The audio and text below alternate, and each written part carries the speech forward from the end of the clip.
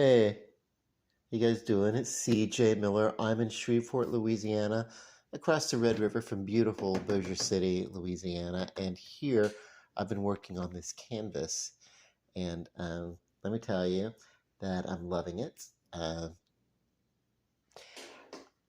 You know, when something like this, when I work on something like this, I don't necessarily know what the effect is going to be until it's completely dry, and then I can sort of make corrections as need be.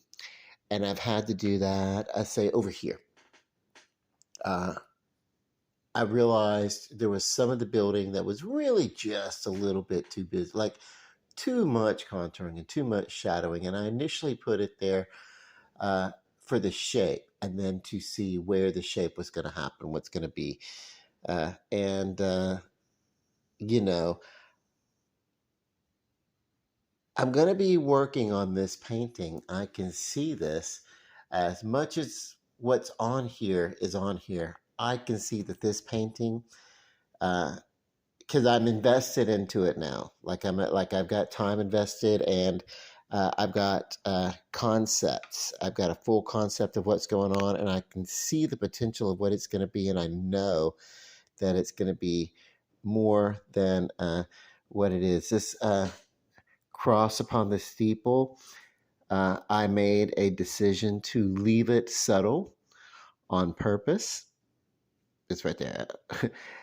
uh, because it's sort of off in the distance. And when I look at my view out of my window and I see that there's a similar steeple with a the cross atop of it and everything, it seems to pull focus from everything in the view that I look at. And I didn't want that. I didn't want anyone to think, hey, this is a commentary or a religious piece or anything like that. And plus, being in the foreground, it's slightly higher than this building back here, which is a really tall high rise. It's the I think that's actually,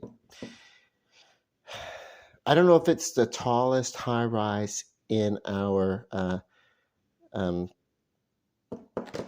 in our skyline. Like it's like in the city. I don't know if it's the tallest, but it is the tallest in our skyline uh, from many of the angles in which one might view downtown. And this particular shape is inspired by the Regent's Tower. And I don't like to put like a logo like this one is kind of inspired by the for forever we've called it the You Need a Biscuit building, and it's recently has been converted into lofts, apartments, and everything. So we're happy about that. So even it's I pulled it a little bit closer into the foreground than what it actually really is.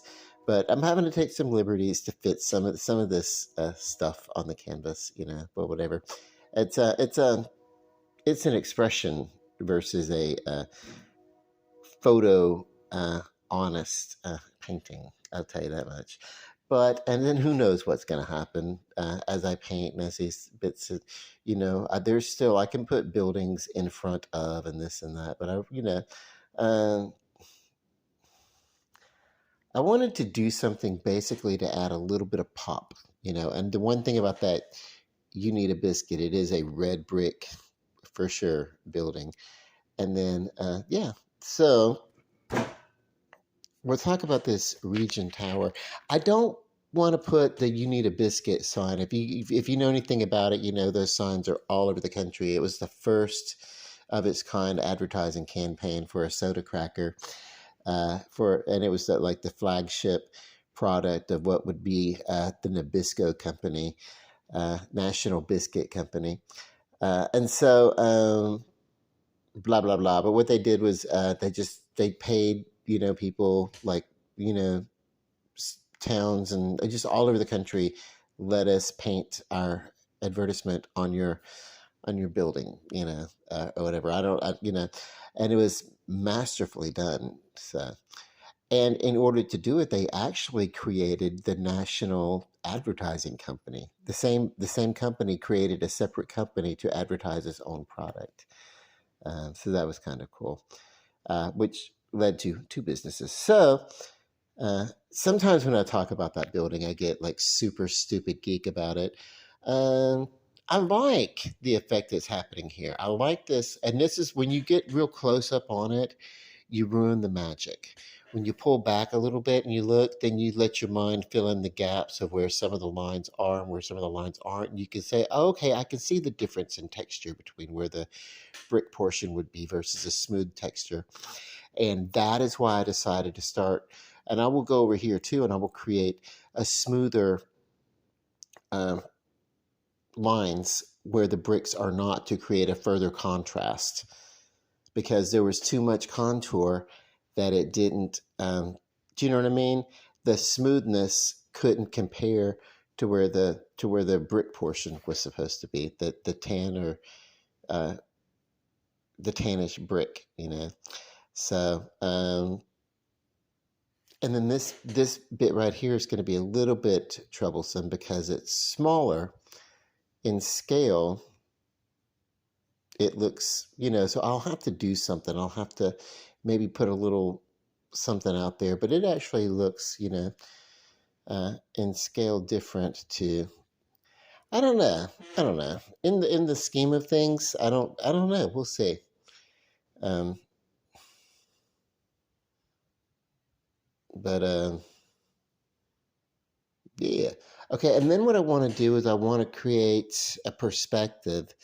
Um, so I'm actually thinking, but we'll, you know, I've got some shapes back there that I added in the lavender. And so maybe I can let that be some of the river bending around, even though you really cannot see. Of course, there is. It would have to be like I'd have to put some more something up in here, but I don't know. It's that's taking a lot of liberties, because the fact is, what you see is a crazy amount of buildings, uh, but that actually block the um, the view of the river, you know. And so, what can I do? I don't know. That's the cool thing. That's why I'm taking a few months to do this. And I do talk a lot about painting when I'm in the middle of a project. So hang on. Oh, and I'll tell you while before I get to my next thing, I'll just talk about my day because it was I went to a doctor. Everything, my doctor, my primary care physician, everything checked out, did really really well. Weight still good, and everything. So that's great. We it was time for blood work, and so that's when they get into looking at how much this or that or whatever. I mean, it's telemetry they come out with. It's like, oh my God, are you guys like forensics with FBI or something like that? Or you guys are like pretty on point with this stuff. Like for me at home, it's a lot of guessing, listening to my body, how I feel, how I don't feel. Uh, what kind of nutrition do I need? Do I need more physical activity? Do I need to rest because I'm sore? But anyway, I did all that, and then I went to spent most of the day at a gym, you know, and I have a gym buddy now, a friend of mine, who's been a friend for many many years, but now we go to the same gym. So it was like, hey, yeah, let's go to the gym. Let's keep each other company while we do our workouts and stuff like that. So, and today I was like, hey.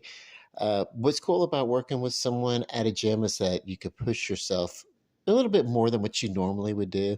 Like I don't do the whole like powerlifting thing or anything like that, but I was doing leg presses today. I love leg day, but just for the heck of it, uh, I have shorter legs, and we adjusted the plate to come down lower because he's probably about a foot and a half taller than me or whatever. So it's like, yeah, I'm having to reach a little bit. So we adjusted it.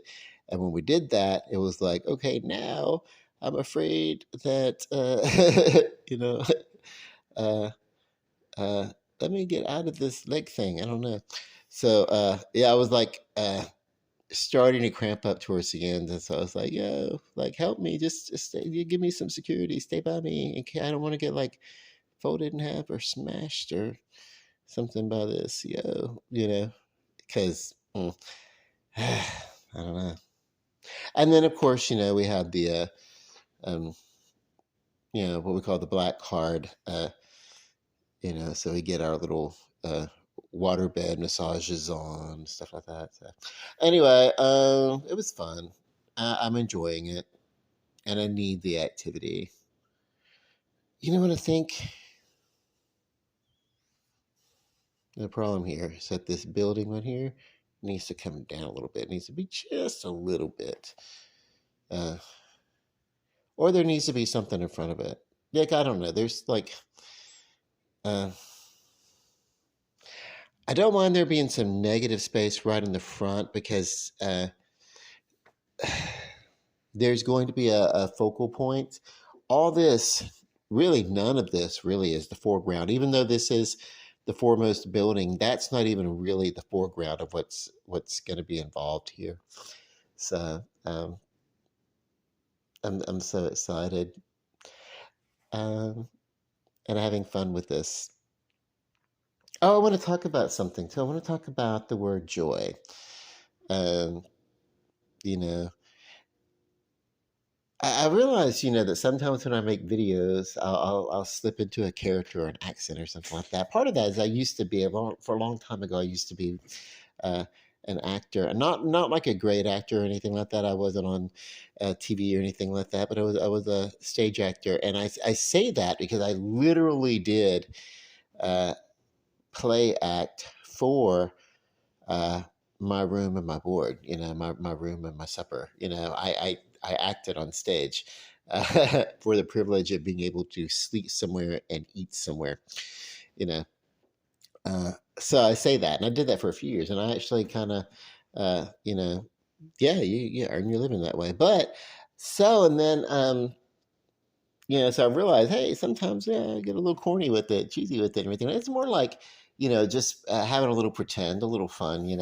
And I feel like my epiphany for that is, as adults, sometimes we forget recreation. We forget to paint a picture. We forget to go to a gym. We forget to do something. My friend and I were talking, leaving the gym, and we're like, oh, we always feel great. Well, yes, the endorphins of the exercise and everything, but also just the pride in, oh, I'm doing something that's healthy and good for myself and it's fun. And even if I'm not doing it perfectly, then I know that I'm doing something. I'm getting some sort of structured physical activity, that, is for the purpose of being healthy, uh, and that's kind of cool. And then sometimes, it's like, just to play. Like I have another friend, we go, occasionally we'll go gaming, we'll go do some D&D or something like that. But you know yeah, it's I feel like as an adult, we get our adult responsibilities, and we forget sometimes to play games.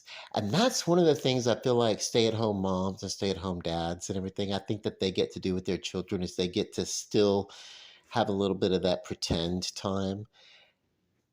But when you're the person who goes out for work, and then you come home, you're like tired. Fuck, It's like, but yeah, I get it, But uh, I think sometimes when people don't get the release that they really require uh, for for fun. And for me, a big part of fun was the play acting. When I was a child, we did it, my sister and I did it. We were like real little, we were very nomadic, and we uh, moved around. We were each other's best friends for quite a few years.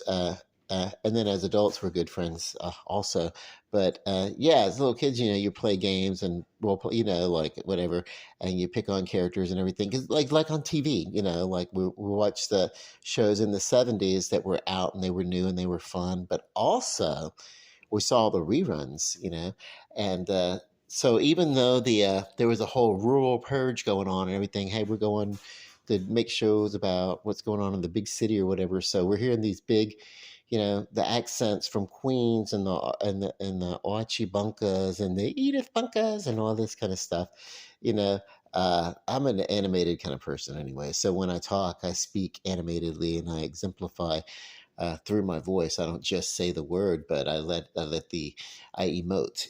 and I talk with my hands. If you have a conversation with me, my hands are just like, if I could learn how to talk in sign language, then I could shut the hell up and my hands would still be, I'd still be very animated. So, um, but, um, but those shows, they had characters, not so much like the main characters. They were pretty much set and you kind of get used to it. And even if they're playing characters of other people and everything, you kind of get to see them and realize that's basically something that's not too, it's them. But the guest spots, the people that would come on the shows, uh, the guest stars, the Ned DeWino from Good Times, or Grady the bum from Sanford and Son, or you know, Florence, the maid from the Jeffersons, started out being a walk-on character and wasn't going to be a big part of the show. But anyway, and then what else? What else? Uh, the side characters, the show. There was a good show, Give Me a Break, and there was a telephone man, and I think they call it. His name was Swackhammer. He was just very corny, cornball, whatever. Uh, there was the side character Schneider from One Day at a Time. Those characters. They were never the main characters, but they were some of the comic relief, and those guys were great to reenact and play. And you actually learned uh, uh, corny, gaggy, accents, as playing those things out. So that's one of the reasons why I liked acting. Because yeah, my sister and I play acted so much growing up. So anyway, yeah, maybe in this painting I can explore the idea of there being some sort of, because I do want to represent the Red River, and then maybe I can encapsulate a little bit of symbosia in there. I don't know where I'm going with that. But anyway, it doesn't matter. uh, I want to get over here and I want to talk about my dinner because it's just after midnight. Oh wait, no, I had a point. I had a point. The not letting the playing, not having the recreation, not letting the playtime happen, even as adults. Eventually, that release will find a way. And the problem is it might find a way through a breakdown, emotional, what they call a nervous breakdown or something like that. And you might lose touch for a while. And that's what I used to joke and I used to say rich people could take vacations, poor people go to rehab. You know, the oh, he's away for a little rest kind of thing. Um, Eventually you're gonna have to deal with some reckoning. You're gonna have to let that release out, and that's one of the reasons why recreational therapy is such an important part of any sort of mental wellness treatment plan. Yeah. So anyway, yeah, we'll get over to the dinner now. Speaking of a divorce, so I made a homemade piece of crust, pound it out, put it in the oven for 2 or 3 minutes, bring it out, put it a sauce all over, then I put it a cheese, 2 to 4 different types of cheese, and I put the meat, and the meat is the pork and pork. Actually, when I said pork, I should have said pork. I don't know, but when I would do like an Italian, I do a crappy Italian accent. I don't know, you know. Maybe I could do like a mobster, like a hey, I'm probably better at that, like a hey, you know, take it, take it pizza, throw it in the pan, patty cake, baker's man. You know what I'm saying? I don't know.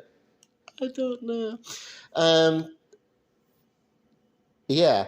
So whenever, and I've got like a little pizza. Forgive that. I was doing some chopping of the cheese on that plate there. I don't really have like a sink full of dishes.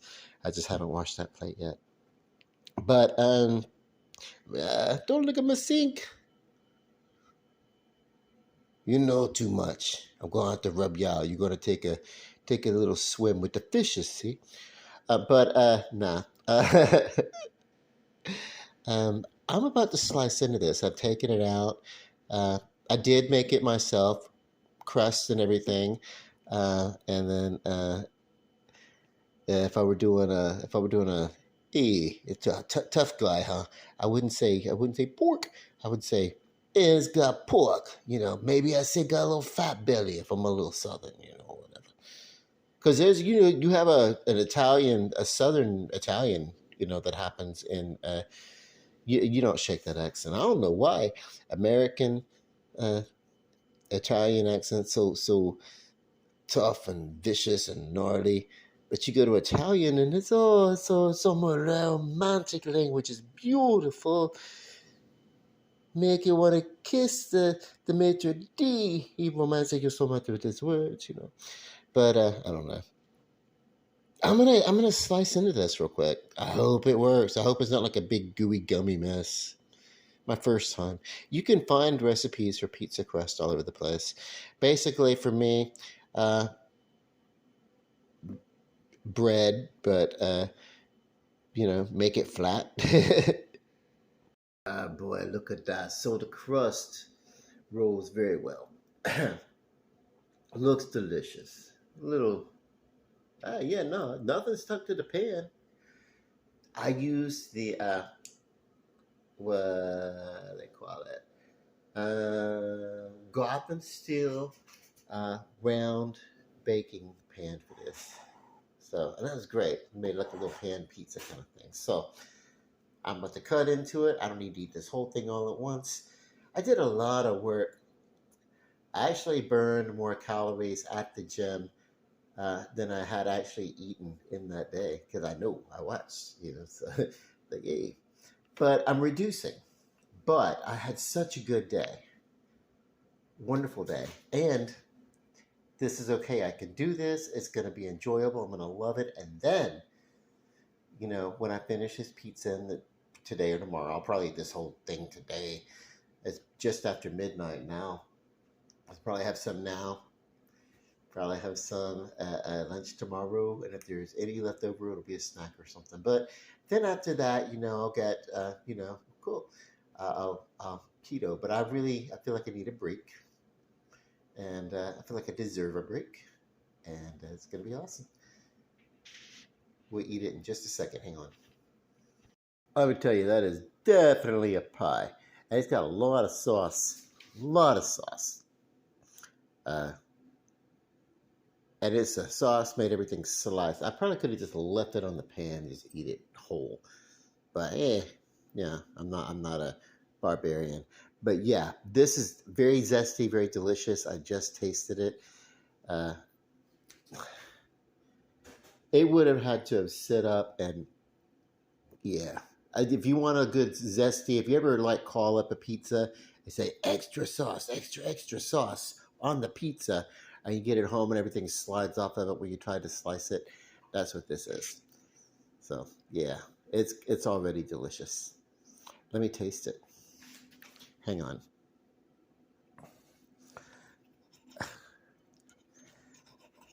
This is, like I said, it's very, very saucy, but that's where the zest comes in at.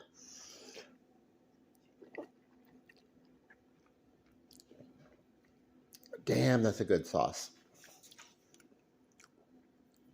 So, this is not a keto meal, but whatever. It's. I probably could have used only about half the sauce, but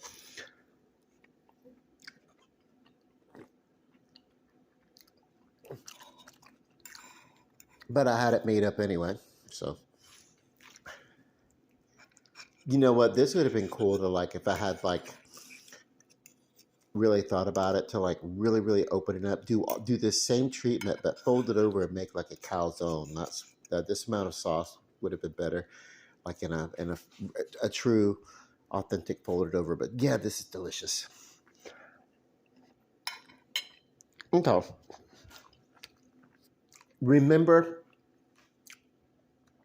no matter what happens to your ups and downs, no matter the distance between your good time and your bad time, and the things that are in between, no matter how fast those things happen, never lose sight of your enjoyment and your never forget to take time to play, have some games, enjoyment. Uh, I really do think that's the secret. Now, I'm not a doctor, I'm not a psychiatrist or anything, I'm not diagnosing, but, and there are very physical reasons why some mental disabilities can occur, but you get that release from you know uh, having fun, then and that's not something that everybody has the luxury of. You got to keep it in perspective. I mean, you got to do that. So don't forget to have enjoyment in your life. It's better for your health. And then, um, you know, uh, love and light, peace, bon appetit, and good night.